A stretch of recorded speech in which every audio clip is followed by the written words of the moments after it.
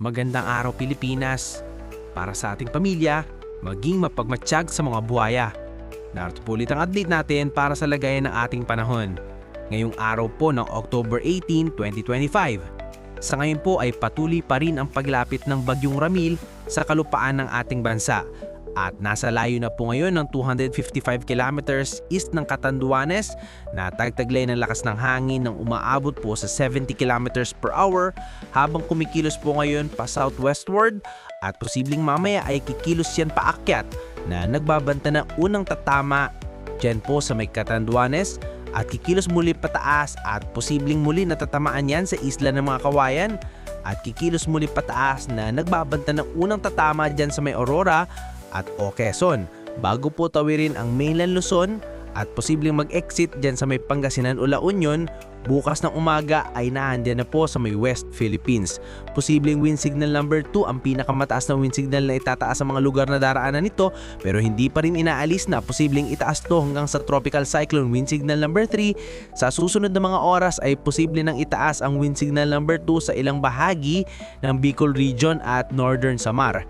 Sa ngayon ay nakataas po ang wind signal number 1 sa Isabela, Quirino, Nueva Vizcaya, eastern portion ng Mountain Province sa may Paracelis, Notonin, Barley, maging sa Ifugao at eastern portion ng Pangasinan sa may San Nicolas, Natividad, Umingan, Tayug, San Quintin, Santa Maria, Balungaw, Rosales, Aurora, Nueva Ecija, that eastern portion ng Bulacan sa may Ganyang Remedios, Trinidad, Norsagaray,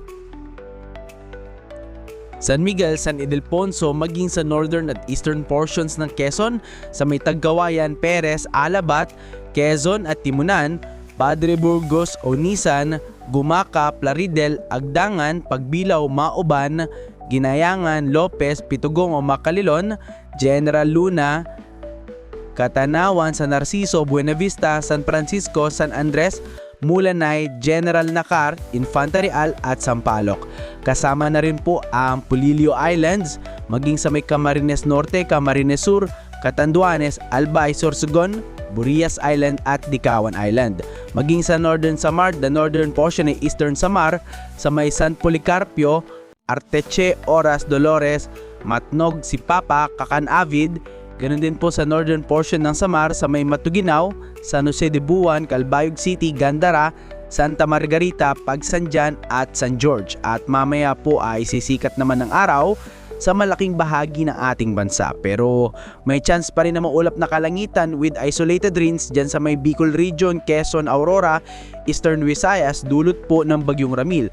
At cloudy sky with isolated rains naman sa ilan pang bahagi ng Zamboanga Peninsula, Calapaan, Palawan, Silangang Karagatan, Babuyan Island at Batanes. At sa atin naman po mga baybayin, iwasan na po ng papalaod sa mga baybayin ng Silangan, Quezon, maging sa mga baybayin ng Northern Samar dahil ang mga alon dyan ay posibleng aabot hanggang sa 3.5 to 4 meters height.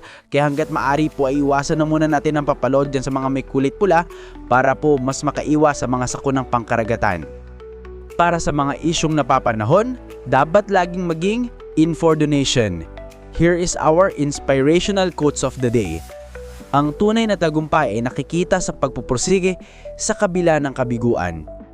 Isumbong ang mga buhaya. Ingat kabayan!